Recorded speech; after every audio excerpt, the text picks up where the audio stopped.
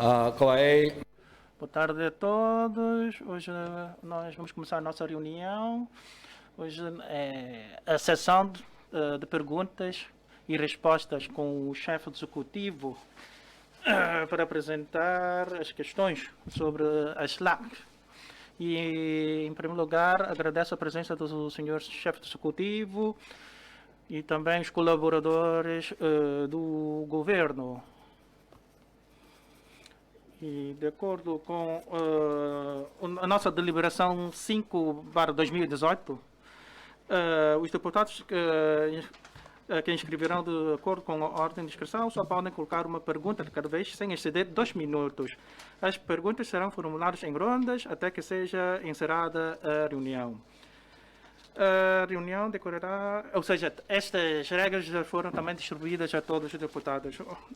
A reunião decorrerá entre 3 e as 6 horas. Se a estas horas houver deputados inscritos que não tenham conseguido apresentar as suas questões, ainda durante a primeira ronda, a reunião será prolongada até ao chefe executivo acabar de responder a todos os deputados inscritos na primeira ronda. E nós também vamos fazer um intervalo entre 4h15 e 4h45. Agora vou passar a palavra ao deputado Bong Simon. Obrigado, Sr. Presidente, Sr. Chefe Executivo, Srs. Secretários, Srs. Membros do Governo, caros colegas, muito boa tarde. O surto da pneumonia pelo novo tipo de coronavírus está a prolongar-se por vários meses, afetando imenso a economia, a vida da população e também vários sectores. O governo implementou sucessivamente 2 medidas de apoio econômico no combate à economia para salvar o emprego, estabilizar a economia e proteger a população. Este trabalho merece o nosso reconhecimento. No relatório da SLA apresentado ontem pelo Sr. Chefe Executivo, refere-se que se vai solicitar ao Governo Central a retoma dos vistos individuais e o aumento do número de cidades com emissão destes, e que se vai dialogar com a província do Guangdong para alargar a política dos vistos individuais, restabelecendo assim o desenvolvimento do setor do turismo, uma aspiração de todos os setores da sociedade. No entanto, caso a pandemia se mantiver e se não for possível recuperar o fluxo de turistas ou se o desejo de deslocação dos residentes do interior da China diminuir a curto prazo, isto vai afetar a recuperação do setor turístico. Sr. Chefe Executivo, para além das medidas de apoio econômico já anunciadas para estimular a procura interna, o Governo tem a curto prazo outras medidas concretas para ajudar a retoma da economia de Macau? O impacto causado pela epidemia está a destacar ainda mais a importância da diversificação adequada da economia. Perante uma estrutura econômica que se caracteriza pela grandeza de uma só indústria, o governo tem de fazer progressos na diversificação da economia. Senhor Chefe Executivo, com vista a equilibrar o desenvolvimento econômico de Macau, como é que se pode aprofundar a cooperação entre a província do Guangdong e Macau através da ilha de Hangqin? Existe algum plano ou medida em concreto?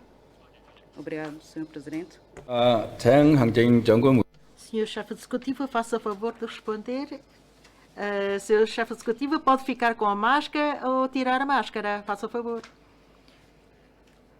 Então, em cumprimento das palavras do Sr. Presidente da Assembleia Legislativa, então vou tirar a minha máscara. Senhores deputados, o deputado Bong Simon colocou uma questão que tem a ver com após o surto epidémico, como é que se recupera a economia de Macau e quais são as medidas que o governo vai dispor por forma a desenvolver a cooperação de Macau com Hangqin. A segunda ronda, que neste momento já foram então entregas à Assembleia Legislativa para efeitos de transmissão de 3.600 milhões no que diz respeito às medidas de apoio econômico. E quando a nossa economia retoma a normalidade, vamos então revitalizar a nossa economia adotando as medidas viáveis para o efeito. E o secretário Lei Weilon da área da Economia e Finanças, durante o debate da sua área, vai então adiantar com os pormenores. Quanto à segunda questão, no que diz respeito ao desenvolvimento global na ilha de Hangqin, de fato, a ilha de Hangqin tem nos dado muitas oportunidades, mas também o governo investiu bastante nesta ilha, como, por exemplo, o parque industrial lá criado. E vamos aguardar, depois da recuperação econômica, o que podemos ainda fazer mal. No entanto, não podemos depender meramente dos investimentos do governo, mas sim, o governo vai desempenhar um papel da plataforma, esperando que as empresas e os diversos setores possam participar no desenvolvimento da Hangqin. E no ano passado, praticamente, já suspenderam todos os pedidos para iniciar as atividades naquele parque. Meramente, as atividades foram destinadas e continuam a ser destinadas meramente para as empresas de Macau. Foram então implementados muitos projetos de desenvolvimento de grande envergadura. Bem, quanto ao valor total, se não estou em erro, rondam por volta de 400 mil milhões, incluindo projetos de desenvolvimento tecnológico integrado. E a primeira lista das empresas e dos projetos vão então ser apresentados a Hangqin para efeitos de apreciação, e com base nisto esperamos que os investimentos na ilha de Hangqin, esses investimentos possam ser incluídos no nosso PIB. Porque é só assim que possamos atingir o nosso objetivo de partilha em comum e de win-win. E numa próxima fase vamos trabalhar em conjunto com a província de Guangdong, já com consentimento e aprovação do governo central, no desenvolvimento da zona de cooperação aprofundada. Apesar da nossa lei não ser possível de estender até lá, mas as políticas e com autorização da APN, creio que, porque isto carece da autorização da APN, a nossa lei provavelmente não pode ser estendida para lá, mas só que os nossos regimes, políticas, podem então estabelecer uma conexão com a ilha da Hangqin, resolvendo assim muitos problemas, porque muitos empresários que também têm investimentos nas províncias do continente, adoptando a legislação do interior da China.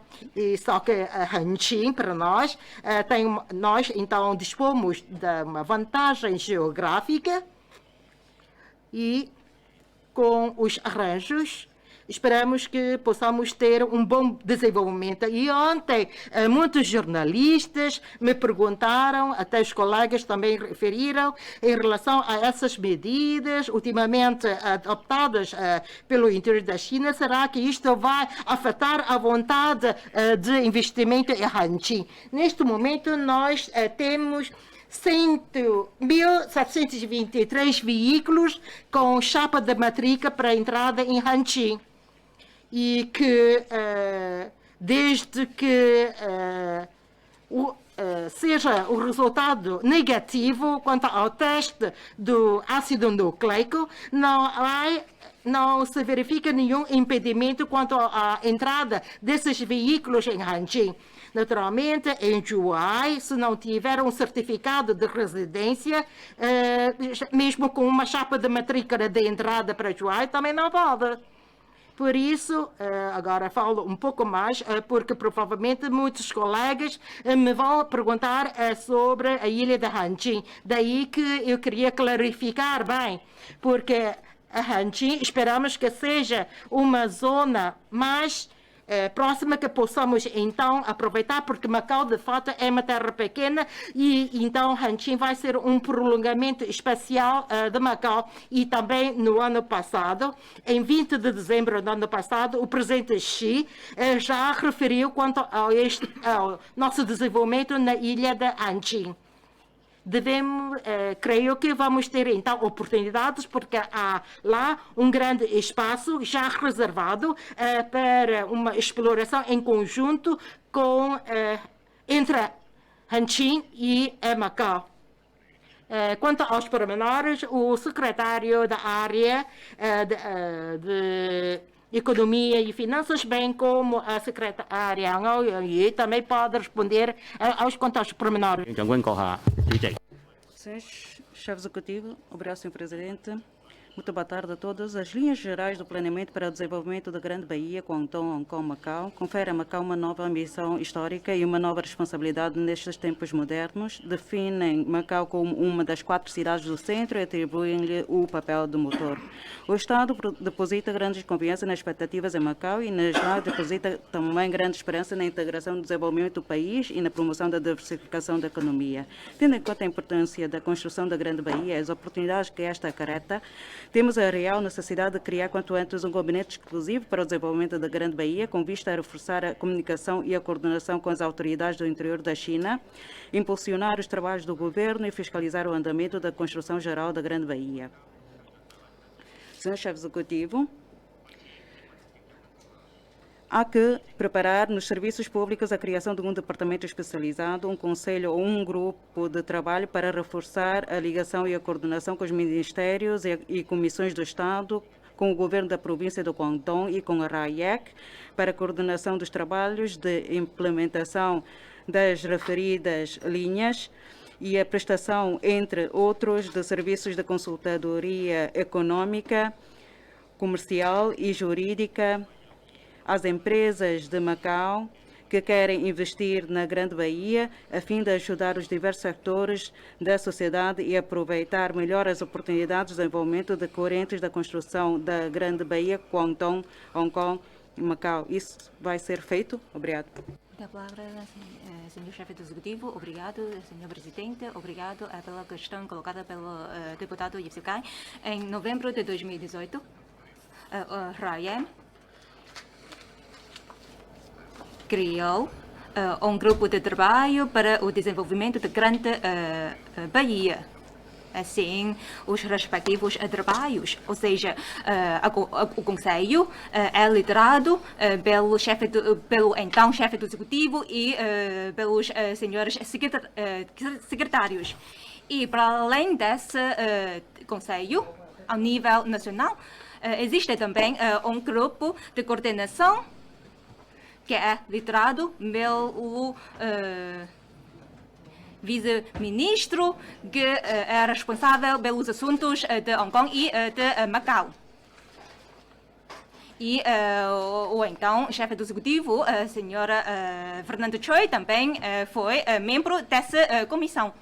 E, portanto, em fevereiro, vamos ter uma nova reunião nesse conselho, mas devido à epidemia, então foi adiado esta reunião. E esta reunião é muito importante para o desenvolvimento e a coordenação dos trabalhos da construção da Grande Baía. E enquanto governo da RAIEM, devemos seguir esta concepção de estrutura superestrutura, implementamos os respectivos trabalhos. E, segundo, vamos criar uma zona de demonstração de cooperação aprofundada com a província de Guangdong. E também vamos criar um grupo de trabalho para esse efeito. E, portanto, com a autorização do governo central, então, é que nós avançamos com esses trabalhos. E para o governo da Raiem, em 2018 já existia um mecanismo de comunicação com os serviços competentes nacionais. E com as novas cidades e 2 regiões administrativas especiais, vamos avançar com os trabalhos da construção da Grande Bahia e com base nessa estrutura. Para o desenvolvimento de Hanqing, vamos ainda criar mais uma comissão. E depois de obtermos a autorização do governo central, vamos avançar com estes trabalhos. Então, fiquem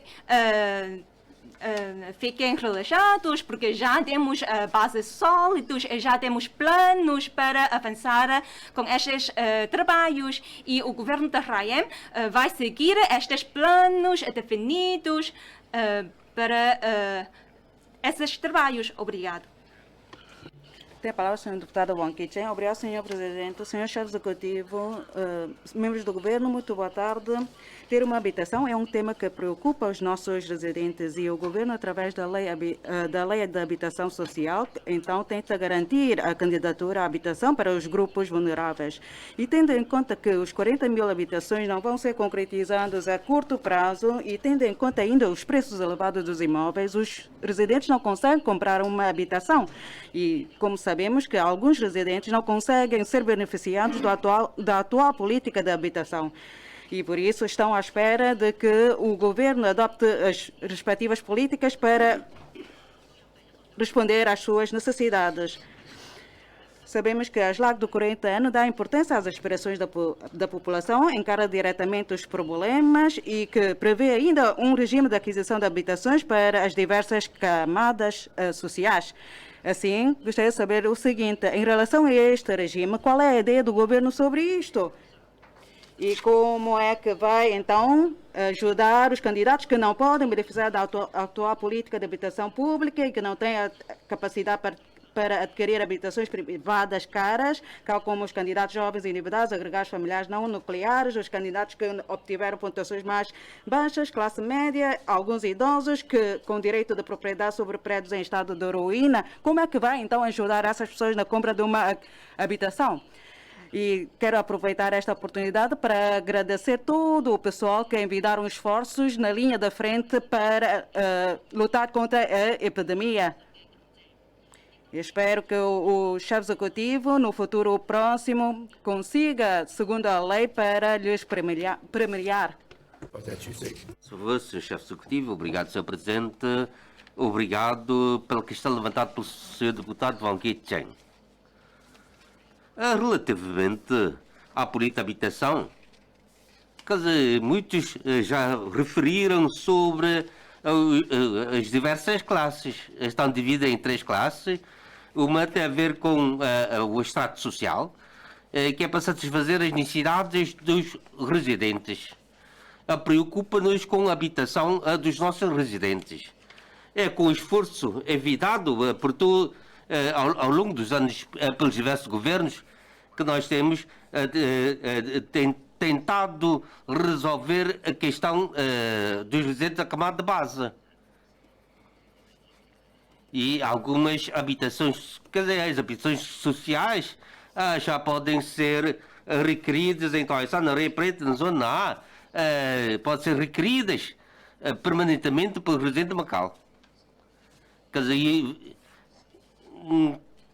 Com a conclusão das obras dessas 3 zonas, poderemos assim dizer que vamos poder satisfazer as necessidades das camadas mais baixas. A segunda tem a ver com as habitações económicas. De acordo com com o plano do governo anterior, que vamos construir 28.000 habitações na zona A. Quer dizer, já troquei impressões com o secretário e que as obras de construção das fundações vão ter lugar a partir do próximo ano. Além disso, temos as habitações públicas de Vailon e, por exemplo, na zona A, não temos ainda um plano geral, mas um plano de aproveitamento por funções. Mas só que a rede viária, as zonas verdes, etc., necessita ainda de um plano, de um plano diretor. E vamos concluir dentro da maior probabilidade possível esse plano e não vai fazer reduzir o número das 28.000 habitações previstas. Quer dizer, através desse projeto que nós podemos saber como é que vamos definir as zonas verdes, como é que nós vamos servir de rumo, de orientação para os futuros projetos. Tudo isto tem que ser feito segundo um cálculo. E quanto aos planos sectoriais que vão ser desenvolvidos, que não vão parar, só com o início dessas obras é que nós vamos passar para uma segunda fase. Por isso, quer dizer, é um curso de todos os projetos, com a aprovação da lei de habitação económica, é que nós podemos aceitar as candidaturas. Isto é de acordo com a lei, porque sem antes termos uma concessão que não podemos adiantar sem antes de termos um projeto arquitetônico. Temos a criar as redes viárias, os esgotos, os espaços de lazer, espaços verdes. Porque o CEPAIVA não foi feita um plano, não foi definido à altura um plano diretor para a sua construção. Pois, só depois de termos esses dados é que nós podemos avançar com as restantes obras. Quer dizer, perguntam-me qual a sua calendarização, como é que vão decorrer as obras. Quer dizer, neste momento só posso lhe dizer que vamos terminar esse projeto ainda durante o meu mandato. Quer dizer, porque há que definir primeiramente um plano diretor. Caso que não é construir por construir, é para não ser um outro CEPAIVAN. Por isso, a construção não custa, não é difícil, mas o que mais a dificuldade reside na concessão. Por isso, nós vamos, quer dizer, são os trabalhos que temos que fazer e vamos fazer. Relativamente à classe média, qual é a sua definição? Porque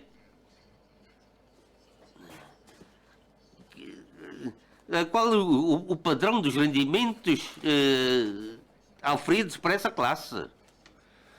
Depois de ajustado o despacho para essa classe, a 7.680, o patrimônio é 77.820. Fazendo bem as contas, a grande maioria das pessoas caem no âmbito e podem candidatar-se a uma habitação. Esta é que é a questão que temos de encarar, de enfrentar.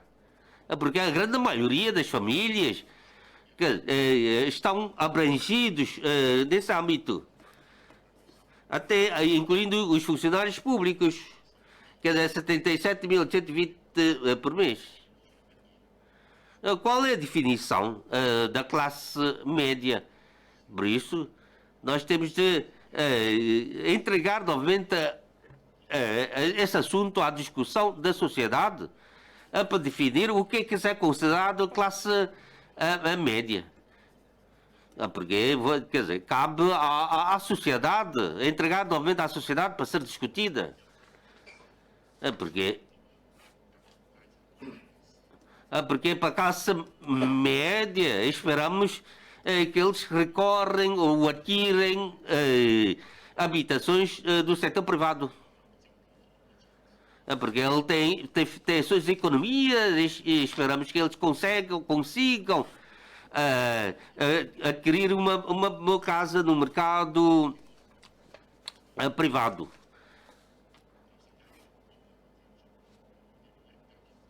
Mas quanto aos idosos, não só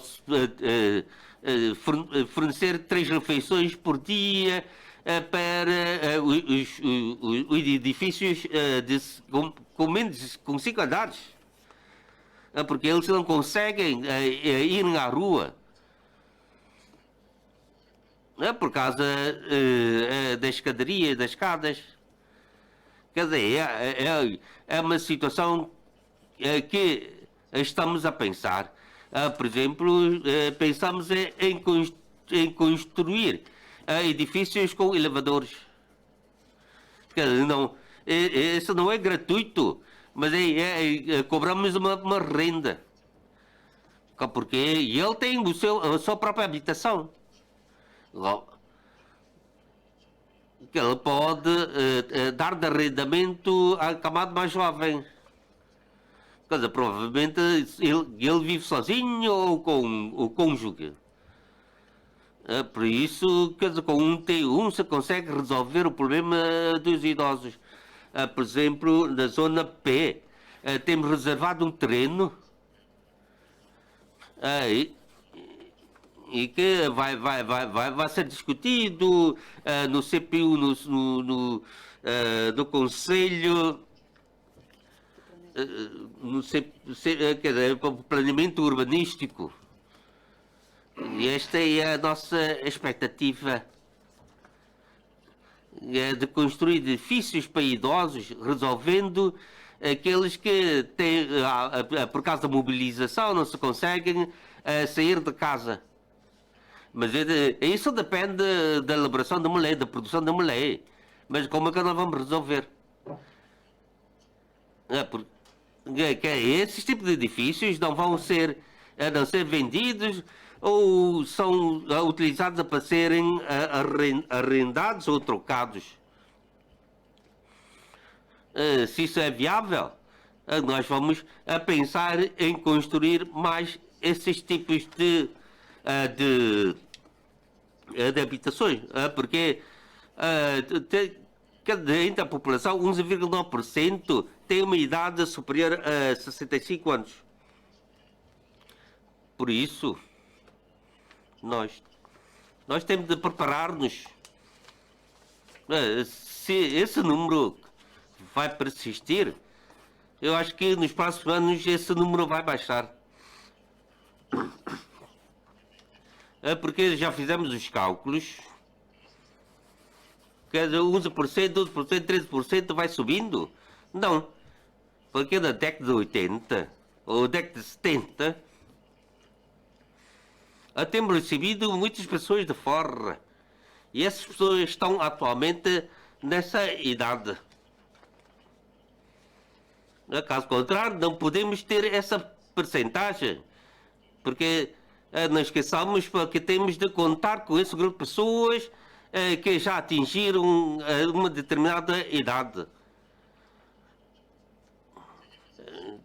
quer dizer, por uma cidade, que não pode, que a população não envelhece todo em conjunto. Só depois de passar uma determinada fase com o nascimento natural. Apesar da taxa de natalidade é 8,89%. Que senão vai haver um crescimento populacional, que os serviços vão reduzir. Porque todos os jovens já não querem filhos. Por isso a população vai se encolhendo com o tempo. Estes são o problema que nós enfrentamos atualmente. São mais as pessoas de terceira idade. Essa situação vai haver uma transformação daqui a uma década. Por exemplo, todos os anos temos menos estudantes, menos alunos, porque a taxa de natalidade é baixa. Quanto à taxa de morte, é de 0,03%. Porque com esses dados, quer dizer, eu posso com esses 3 dados fazer o cálculo e avançar com alguns números, porque aí é fácil, todos conseguem fazer essas contas. Porque há a taxa de mortalidade, taxa de morte, que é 0,033. Quer dizer, anualmente há cerca de alguns milhares de idosos que falecem. Por isso, se nós tivermos esses dados, os cálculos são mais fáceis, torna-se mais fácil de fazer os devidos cálculos. Uma tem a ver com as habitações sociais, habitações económicas, habitações para a classe média e habitação para os idosos. Quer dizer, para que as pessoas terem uma opção, se é para arrendar ou para fazer como adquirir uma casa a tipo de investimento, etc. Obrigado. Até a próxima, doutora Royonsan. Obrigado, senhor presidente, senhores executivos, caros colegas, muito boa tarde. Vou falar um bocado sobre o tráfego. A linha da TAP do metro ligeiro entrou em funcionamento a finais do ano passado. Devido à situação epidêmica novo tipo de coronavírus e ao facto de se começar a cobrar tarifa, registrou-se uma queda significativa no número diário de passageiros. Logo, a sociedade duvida dos efeitos do metro ligeiro. De facto, atendendo às elevadas despesas no metro ligeiro, há que alargar as carreiras, fazendo a ligação entre os postos fronteiriços, estendendo a barra ao posto fronteiriço de Hanchin, Sep Haiwan, Portas do Cerco, etc. Isto é, uma ligação entre todos os lados, leste, oeste, sul e norte, pois só assim é que o metro ligeiro pode ser eficiente enquanto meio de transporte coletivo. Contudo, só há datas para as obras da linha de Sepaiban e da linha à paragem da Barra e as restantes linhas estão ainda por confirmar. Enquanto cidade turística, Macau deve planear bem o sistema de ligação entre o metro ligeiro e os autocarros, por forma a distribuir efetivamente o trânsito. Senhor chefe executivo, como é que vai maximizar a eficiência do metro ligeiro? Como é que se liga o metro ligeiro com os autocarros? É que, segundo a política,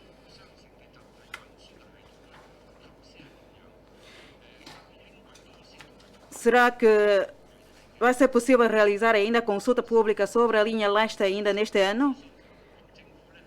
E segundo a política geral do Trânsito e Transportes Aéreos de Macau, que tem um prazo de 10 anos e foi divulgado em 2010, o núcleo consiste na primazia dos transportes públicos, por forma a construir um sistema de transportes verde em que o metro ligeiro se assume como eixo, os autocarros e táxis como base e o sistema pedonal como complemento. A sociedade concorda com este rumo, porém não foi possível implementar esta política por causa do atraso significativo das obras do metro ligeiro.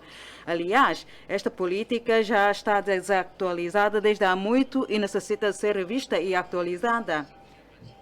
Como... Tem a palavra o senhor chefe executivo. Muito obrigado, senhor deputado Royonsan. Em relação à questão de tráfego, também já está claro nas nossas lápides quanto à linha leste, que vai... nós vamos começar a nossa auscultação e também vamos... e já tínhamos reunidos várias vezes com o MTR de Hong Kong. E se haver apenas a linha da Taipa, não consegue maximizar o seu efeito. É por isso que nós vamos concretizar quanto antes as obras da linha até Sepaiwan. E quanto à linha de Hanqing, vai haver um túnel subaquático. Porque temos ali um riacho com um comprimento cerca de 800 e tal metros de comprimento.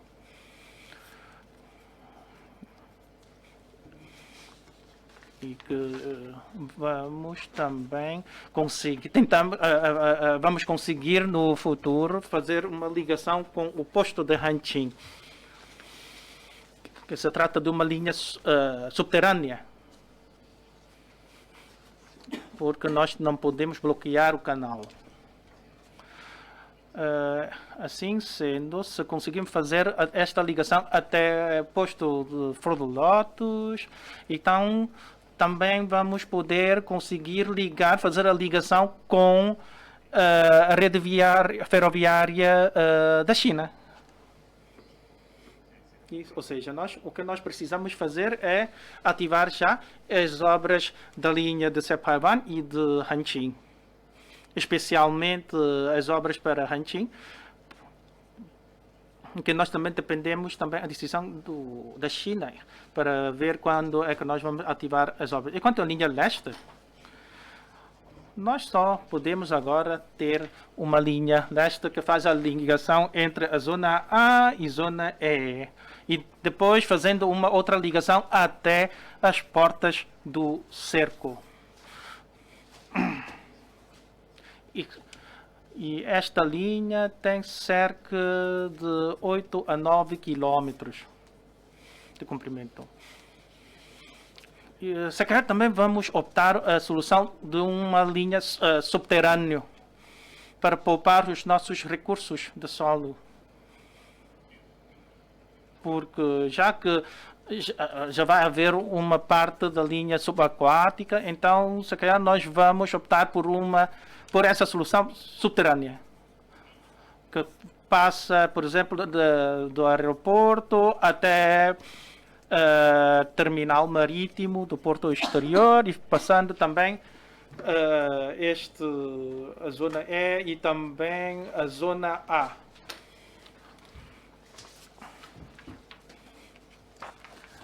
Que é composto por 3 paragens na zona A.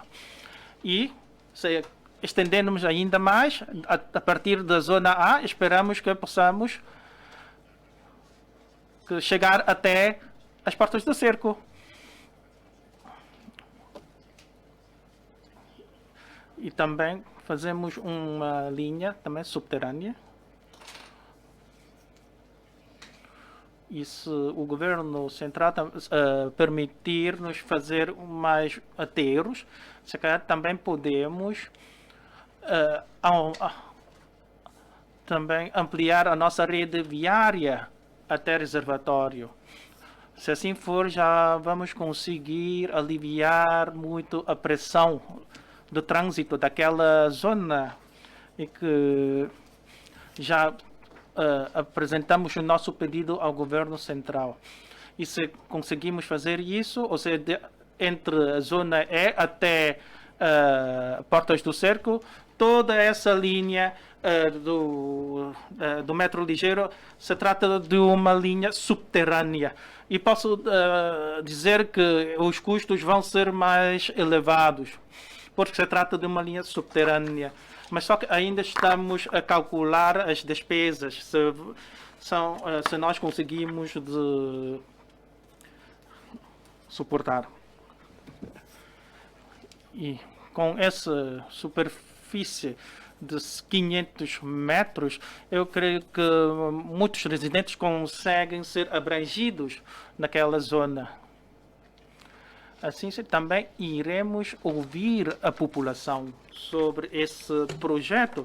E se todos concordar e o governo central permitir, também iremos ativar já ou avançar já com esse projeto, porque porque essas obras são obras de grandes escalas e também o custo também vai ser mais avultado e que nada afeta o trânsito de superfície, porque precisamos de fazer as obras de escavação subterrânea. E já neste ano já iremos lançar esse projeto para a auscultação pública. Tudo que envolve obras na SLAC, eu creio que nós vamos conseguir fazer e concretizar. Aquilo que consta na SLAC, eu creio que eu confio, eu tenho essa confiança de que vai conseguir concretizar. E para além do metro ligeiro, também nós vamos criar um cartão eletrônico, ou seja, que possa ser utilizado para o metro ligeiro, tanto para o metro ligeiro como para os autocarros.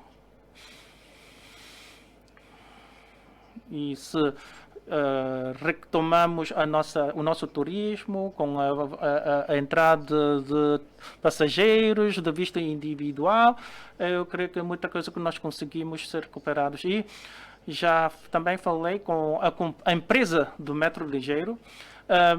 Se bem que agora o número de passageiros é muito limitado, nós também precisamos de conseguir adotar de melhor forma o funcionamento do metro, do sistema do metro ligeiro, para treinar mais e testar mais, para conseguir resolver os nossos problemas, porque nós também temos que ser preparados para aguardar a chegada de um grande número de passageiros. Assim, parece que desde ter começado a cobrar tarifas, parece que ou seja, desde ter começado a cobrar tarifas, começou a haver problemas. Claro que nem sempre as coisas novas são as melhores, porque também precisa de conservação e manutenção. Isso é um princípio, ou seja, muitas vezes as maquinarias, muitas vezes depois de passar de um determinado tempo de funcionamento, é que começa a funcionar bem. Porque nós temos que saber todos os problemas e pode haver problemas surgindo durante esse tempo todo. E eu creio que em relação à questão de trânsito, nós iremos continuar a nossa política definida anteriormente.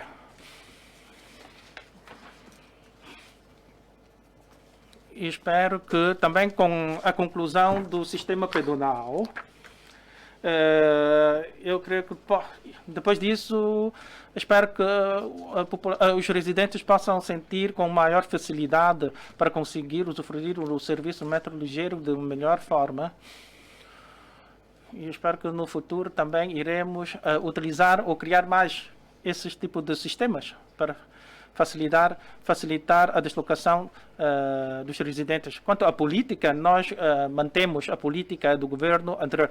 Em relação ao plano de 10 anos, também já começamos o nosso trabalho da sua elaboração. Sim, nós tínhamos um plano de 10 anos e já dei ordem para fazer um estudo para encontrar ver quais as vantagens, quais as insuficiências, quais problemas detectados. Se o plano ter definido e não avançar com o estudo,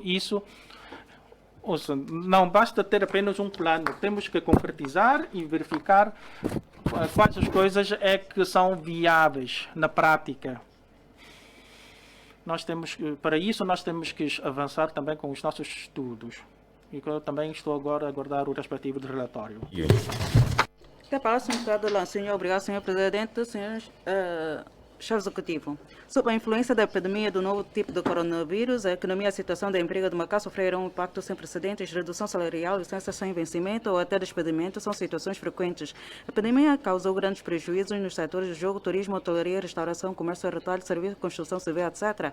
Alguns trabalhadores por conta própria liberais, tais como os guias turísticos, motoristas, vendilhões, pescadores e operadores das indústrias culturais e criativas, também viram os seus rendimentos significativamente reduzidos, mas a situação de emprego também não é nada optimista para os recém-graduados. Perante a incerteza da recuperação econômica, quanto à questão de garantir emprego e meios de subsistência, Sr. Chefe Executivo, tendo em conta as situações dos diferentes setores da atividade, como é que vai implementar mais medidas de apoio? Que medida vai lançar para concretizar o mecanismo de saída dos TNRs? Vai aumentar as vagas de ações de formação remuneradas, ou seja, dar trabalho em vez de subsídio para implementar apoios, promover emprego e criar uma boa base para o desenvolvimento dos trabalhadores? Muitos funcionários públicos esforçaram-se para proteger a vida e a saúde da população e neste período irregular empenham-se em manter a ordem e os serviços normais da sociedade. O Sr. Chefe Executivo vai atribuir prémios especiais aos funcionários da linha de frente a fim de reconhecer o seu contributo. O Sr. Chefe Executivo afirmou que ia acelerar a revisão e elaboração da legislação do trabalho. Solicita a Vossa Excelência que faça uma apresentação do respectivo plano. O senhor afirmou no relatório da SLA que ia adoptar uma atitude mais aberta na importação e atração de quadros qualificados de diversas áreas. Face ao sistema tosco do passado, o governo deve, através de mecanismos eficazes, assegurar que as empresas estejam dispostas a formar e a dar prioridade à contratação de talentos locais, ao mesmo tempo que se contratem talentos de fora. Como é que isto vai ser feito? Obrigado. Senhor Chefe Executivo, faça por favor. Obrigado, Sr. Presidente. Que agradeço as perguntas do deputado Senhor. Quanto à compensação e ao prémio, creio que é uma matéria que muitas pessoas estão atentas. De fato, já fizemos uma pesquisa das nossas leis, porque enquanto governo da RAEM temos que então implementar as nossas ações nos termos da lei. Eu creio que os senhores deputados devem também conhecer muito bem as nossas leis. Ora, quais são as leis, ou qual é a lei que podemos então adoptar para avançar com este trabalho? Se for no setor privado, sim, mas só que o governo, sendo um governo, tem de cumprir a lei. Por exemplo, se podemos, através de avaliação, pode ser atribuído um prémio, porque neste aspecto há uma percentagem definida para o efeito, nomeadamente para o pessoal da linha de frente, por exemplo, para o pessoal militarizado, tem também um prémio no sentido de ser promovido. E também durante o período de epidemia, de acordo com a lei e o regulamento, pode ser dado um prémio, mas só que o espaço para o efeito é limitado. Porque caso contrário, só podemos então seguir os nossos diplomas existentes para avançar com este trabalho. Mas, de fato, os colegas, os nossos trabalhadores, eu deixo aí o meu respeito, profundo respeito. O que for possível vai ser feito. Vamos então fazer.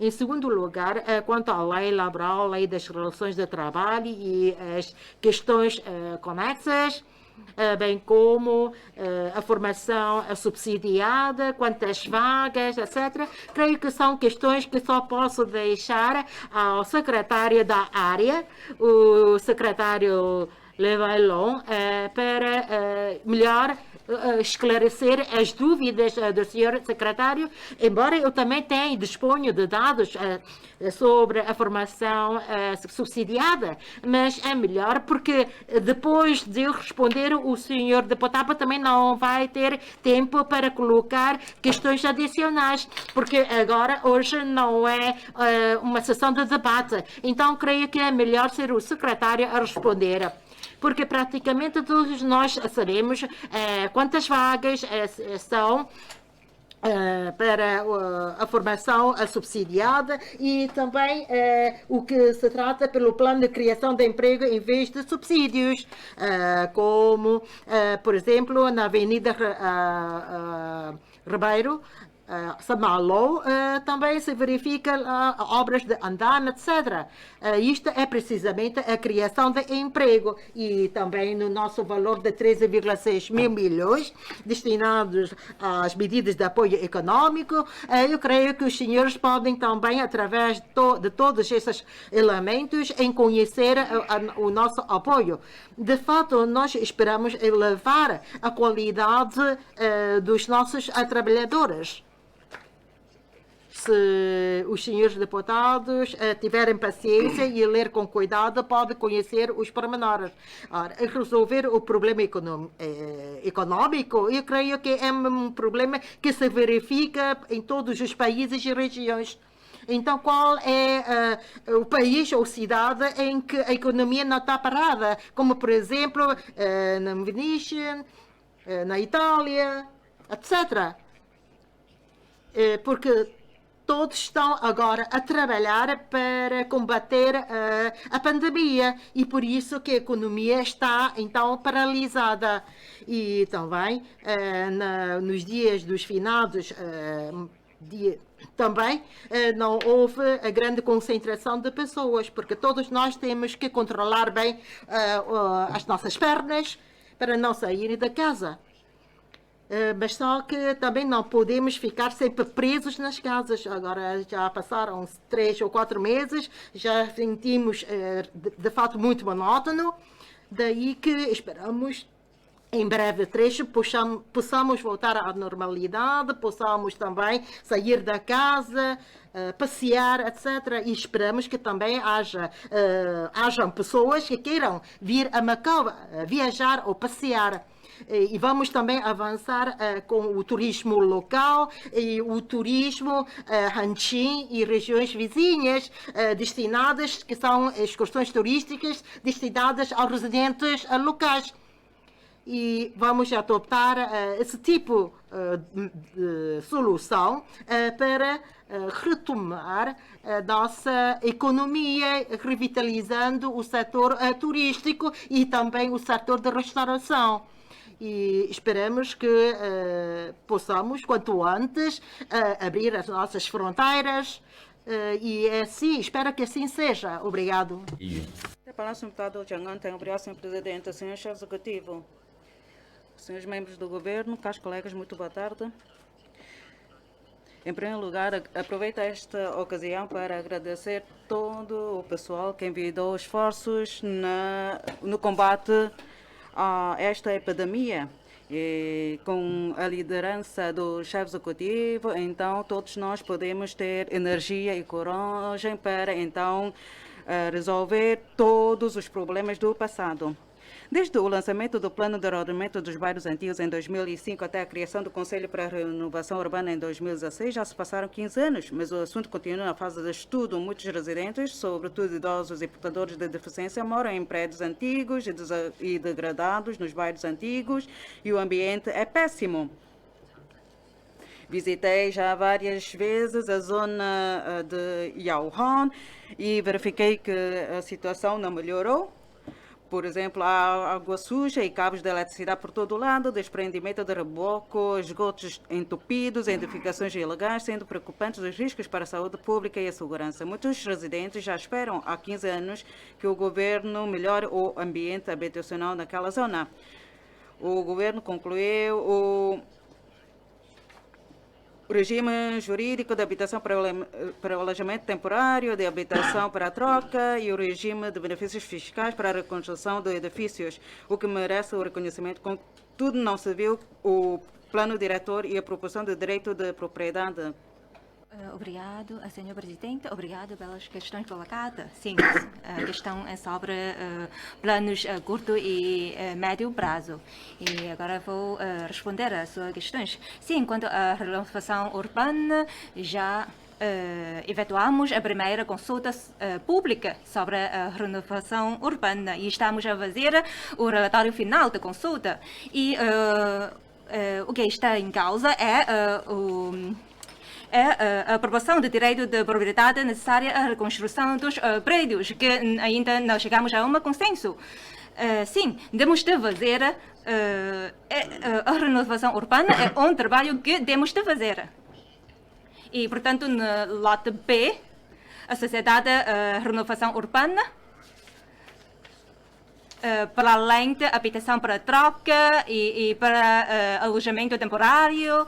Sim, não vou aguardar a aprovação da lei, é que vamos construir habitação para alojamento temporário, porque as respectivas plantas já foram aprovadas pelo CPU. E, portanto, vamos, quanto antes, dar início às obras da sua construção. Todas estas habitações são do governo e não vão ser colocadas à venda. Tudo é para a renovação urbana. A renovação urbana não é uma coisa fácil, porque quem reside lá não são proprietários, mas sim são todos arrendatários. E, portanto, para o próximo passo, temos de encontrar uma solução para incentivar os proprietários a mudar a sua casa. Porque, sim, vou construir mais de 2.000 habitações, frações de habitação. E os residentes podem morar naquelas habitações. E depois da reconstrução do seu edifício, podem mudar para a sua habitação ou prédio original.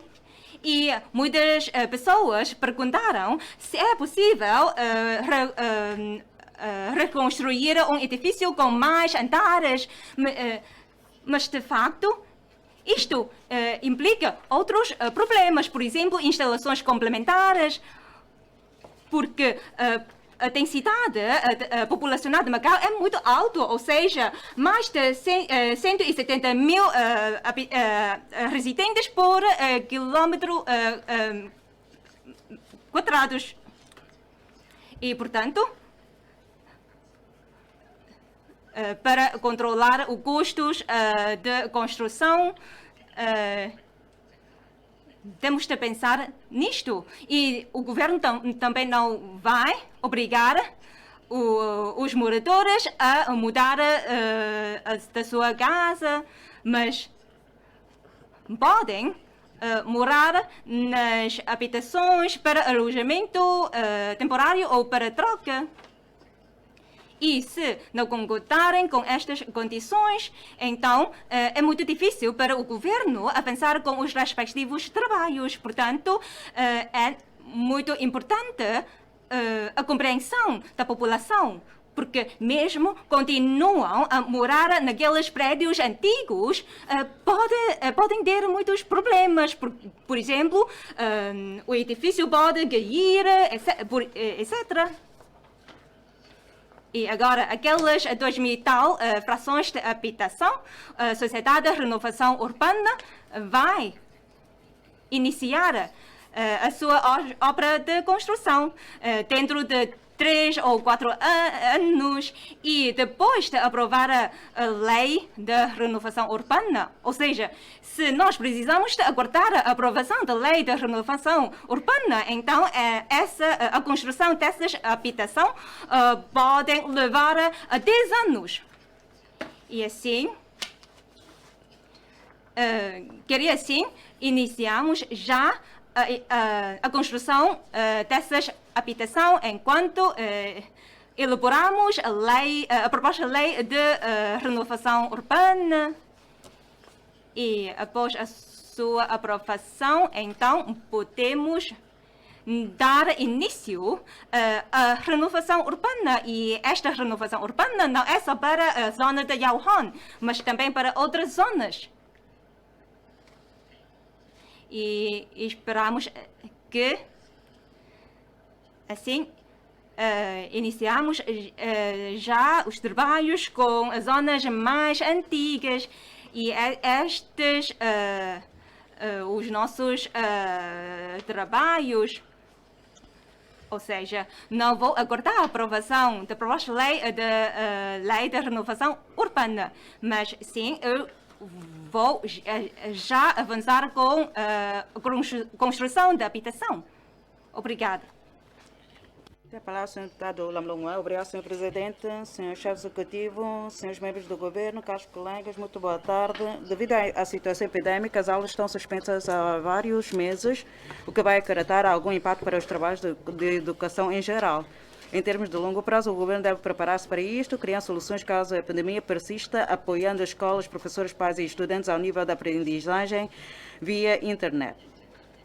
A situação epidêmica acelerou o desenvolvimento do ensino via internet, o que nos leva a pensar no seu futuro desenvolvimento. A SLAC menciona a ideia de promover a combinação entre as tecnologias informáticas e a educação, apoiando o desenvolvimento da lecionação via internet, aperfeiçoando as condições e instalações educacionais escolares e construindo um sistema educativo de alta qualidade que consiga refletir as características de Macau.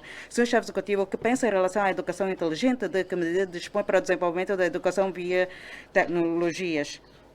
A fim de se preparar bem a retoma das aulas, o governo deve tomar como referência a experiência do interior da China, definir pessoal específico na escola para o rastreio da situação de saúde dos estudantes, implementar medidas de combate à epidemia e manter uma comunicação estreita com os responsáveis da DESES e dos serviços de saúde com vista à melhor gestão de saúde e monitorização dos riscos em tempo real. Vai fazê-lo com a fusão da Direção de Serviços de Ensino Superior à DESES, vai poder oferecer melhor apoio aos estudantes do secundário complementar para uma boa articulação com os trabalhos do ensino superior e, por conseguinte, ter sucesso nos trabalhos da educação em geral. Senhor chefe executivo, de que política dispõe para as referidas questões da área da educação? Há planos e ideias para o desenvolvimento da educação em Macau? Obrigado. Faça favor, Sr. Chefe Executivo. Obrigado, Sr. Presidente. Obrigado pela questão levantada pelo deputado Lamlone. Vai? Quer dizer, o seu tema giza à volta da educação. Talvez vou falar primeiramente sobre o reinício das aulas. Quer dizer, o DESES já anunciou que em 4 de maio vão recomeçar as aulas do ensino secundário complementar. E Portugal também vai ser nesta mesma altura, para a secundária. Porque esse cedo ou tarde tem que ser... as aulas têm que ser retomadas. Tem que ser aguardar até ao controle ou eliminação da epidemia, que não se sabe quando, porque há todos os seus riscos. Por isso eu entendo que as escolas podem funcionar normalmente. Quanto às escolas primárias e aos jardins de infância, estamos ainda em observação. Porquê? Como é que nós vamos controlar, prevenir e controlar? Mas pelo menos, quer dizer, os alunos do ensino secundário complementar, eles sabem, porque como observar as nossas normas. Há pelo menos cerca de 3.000 alunos transfronteiriços e que ainda que se encontram na China. Já temos entrado em comunicação com essas pessoas e temos pedido para submeter-se ao teste ácido nucleico. Pelo menos isso vai reduzir a preocupação dos encarregados de educação de Macau. Quanto à educação inteligente, isto, pelo menos, permitiu-nos que as escolas de Macau utilizassem essa via para o ensino.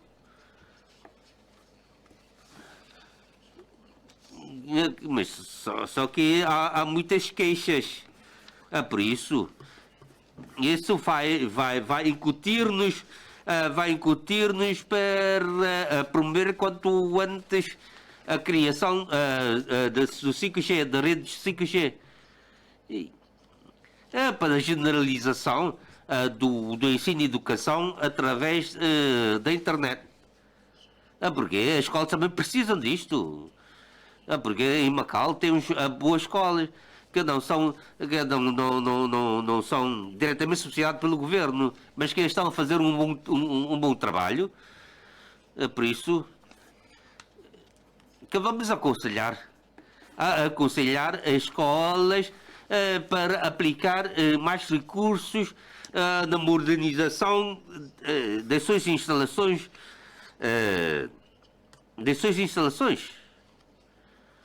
e das suas instalações inteligentes, porque isso também vai a contribuir para o desenvolvimento de outras vertentes. Quanto à confusão das duas direções de serviços, uma tem a ver com a competência na área do ensino superior e outras na área do ensino não superior. Porque nós em Macau temos 77 escolas. Temos, em termos de ensino superior, temos o IPIN, a formação turística, IFT.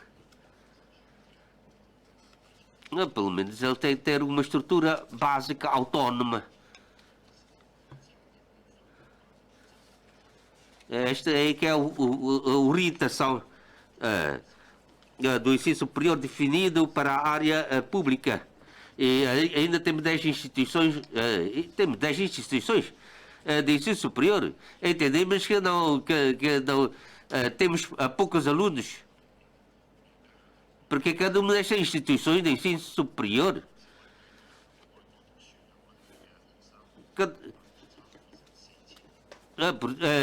desta vez podemos constatar que há mais de 4.000 estudantes de Macau que estão a frequentar cursos no exterior.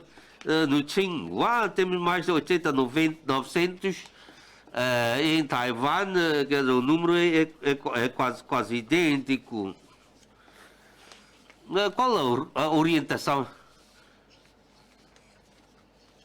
Porque as escolas públicas utilizam o erário público para a promoção ou desenvolvimento. Nós temos de alargar e criar uma indústria. Esta que estamos a pensar com a fusão com o ensino superior vai ser a orientação prioritária. No ensino básico já não podemos aplicar isto. Por isso nós estamos a estudar e analisar. Esperamos o contributo da sociedade. São 6.000 crianças. Só temos 10 instituições de ensino superior. Mas aí, quer dizer, porque os alunos podem ser em pequeno número reduzido, pode ser reduzido, mas o número de docentes tem que ser grande. Empregamos os mesmos docentes, independentemente de qual for o número de alunos. Assim, como que nós podemos fazer bem? Porque a taxa de natalidade é baixa. Isto afeta a educação em Macau. Por isso nós temos de elevar a qualidade da educação. Por isso nós dependemos das escolas e dos nossos esforços, dos nossos alunos, esperando que haja um bom desenvolvimento nas escolas. Para-se deputada Lei Cheng-Ye, a estabilidade e um encargo razoável para a habitação continuam a ser as solicitações importantes da população, por isso vou continuar a colocar questões sobre a oferta de terrenos e de habitação pública. Quanto à habitação pública, o governo não definiu o plano, a quantidade a construir, nem o prazo da espera, alegando a escassez de terrenos. Desde o retorno foram atribuídas 24.000 frações de habitação pública e a oferta de habitação foi zero em vários anos, e nos últimos 10 anos foram construídas 12.000 frações de habitação econômica, mas só 3.444 foram para as novas candidaturas apresentadas em 2 concursos em 2013 e as restantes é para pagar as dívidas antigas. A falta de instabilidade da oferta e subida do preço das casas, elementos alimentam a procura ansiosa dos residentes, criando-se um círculo vicioso. Deve-se encarar diretamente o problema, pois se alterar a lei, dificultando a candidatura para refriar a procura, o problema da habitação mantém-se e a procura não desaparece, apesar das restrições à candidatura. O seu chefe executivo referiu que nas suas lá que há um novo regime escalonado para então a aquisição de vários tipos de habitação. E também já nos disse que há muitas obras vão concluir em 2022, agora estão a avançar com os trabalhos, com os planos pormenorizados da zona A. Mas agora, há bocado, disse-nos que está confiante de concluir mesmo os 3.011 habitações. Mas agora, tendo em conta os terrenos dos novos aterros urbanos e aqueles que, com a caducidade da concessão declarada, dos quais 30.000 metros quadrados foram recuperados, que planos é que o governo dispõe para aumentar a oferta de habitação pública? Qual a ponto de situação dos terrenos destinados à construção de habitação pública, tais como habitação social, econômica, novas tipologias de residência para idosos? E como é que vai fazer bem os trabalhos de renovação urbana? Tem a palavra o senhor chefe executivo. Muito obrigado pela questão colocada. Ontem foi dia 20 de abril, ou seja, ter completado 4 meses desde a minha tomada de posse. E eu creio que durante esses 4 meses, todos os meus colegas também, nós envidamos uns maiores esforços para fazer o nosso trabalho. E nesses 4 meses, nós trabalhamos sem parar. E quando as pessoas estão em casa por causa da epidemia, nós quase todos os dias reunimos na sede. E também a reunir com os meus secretários para definir os nossos trabalhos. E se todos ficarem sentados à espera a passagem da pandemia, então não conseguimos fazer nada. E todas as decisões foram tomadas naquela altura. E peço a vocês para dar-nos mais algum tempo, porque minha equipa é uma equipa nova. E claro, eu creio que não pode dizer que essas são dívidas. Também o ex-governo também tiveram as suas dificuldades. Porque o ex-governo não tinha terrenos. Sem terrenos, como é que nós conseguimos construir mais casas? Mas nós agora já temos, com essa base, e quando a zona A está pronta, já reúne condições adequadas para avançar com as obras, então nós vamos avançar já as obras de construção. Sim, pode dizer que agora nós temos dezenas de terrenos reavidos, mas só que não podemos ativar as obras tudo ao mesmo tempo. Ou seja, ou seja, ativar as obras de uma vez só, de 30 estreleiros, ou como? Também a zona P. E ontem também já disse que também aqueles edifícios do governo também são de grandes escalas. Também temos que ponderar quantos trabalhadores da construção civil é que nós temos, e se precisamos de avançar com mais obras, como é que nós vamos fazer? Nós temos que importar mais trabalhadores, e se importar mais trabalhadores, os senhores deputados então podem também venham já questionar quantos dos nossos residentes jovens, poucos residentes de Macau que queiam de aderir a esse setor. Porque nós temos que ver a nossa economia e também temos que fazer conta. Sim, o melhor é conseguir avançar tudo no mesmo dia. Mas é impossível. Sim, para a elaboração de plantas, nós temos que ser feitas em Macau e também na Taipa. Nós temos ali um centro hospitalar. é cerca de 4 milhões de pés quadrados. E mais ainda, também aquele edifício de doença contaminosa também estamos agora as obras em curso. Sim, nos próximos anos que vêm, nós vamos ter mais obras. E creio que também os contratos do jogo já estão quase no fim. E eu creio que também os concessionários agora não vão avançar tantas as suas obras novas. Assim sendo, o governo vai aproveitar essa ocasião de avançar com as nossas infraestruturas. A não ser que, se calhar, com a renovação dos contratos do jogo, pode haver novos concessionários e também ter as suas obras por fazer. Mas só que, agora, o essencial é desenvolver as nossas infraestruturas. Foi por isso que nós tínhamos a realizar tantas obras de escavação das ruas. Nós é que decidimos para avançar com antecedência essas obras antes do verão. Sim, nós estamos a trabalhar e tudo foi planeado. E será que podemos reduzir o tempo, o prazo? Eu creio que o senhor secretário, já em 2020, eu creio que já consegue avançar com as infraestruturas. E se conseguir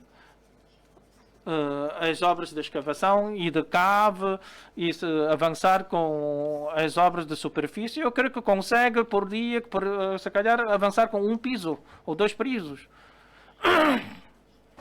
Nós podemos fazer o setor de engenharia civil, nós podemos fazer esses cálculos. E não como ter ocorrido no passado, alguns promotores têm metido uma ação judicial contra o governo e nós ficando todas as coisas paradas. Parece que isso tornou-se um hábito das pessoas. E nessa situação, o governo já não consegue fazer conta do tempo necessário para acabar as obras. Porque cada julgamento, cada ação leva muito tempo. Também não sabemos quanto tempo leva. Sim, os empreiteiros têm os seus direitos, mas só que